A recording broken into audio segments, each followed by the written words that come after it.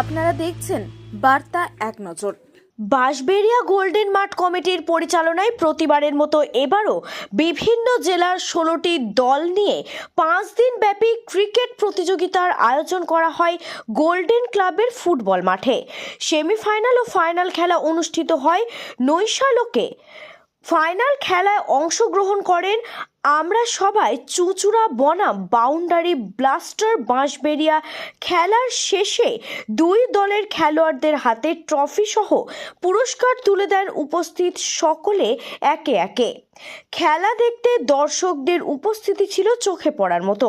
হুগলি থেকে রাজেশ দেবনাথের রিপোর্ট, বার্তা এক নজর।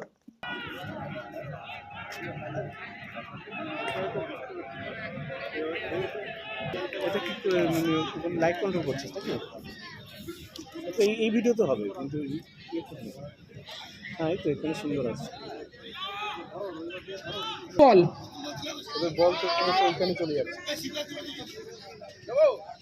বাক্সটা নিয়ে চলে যাও। নতুন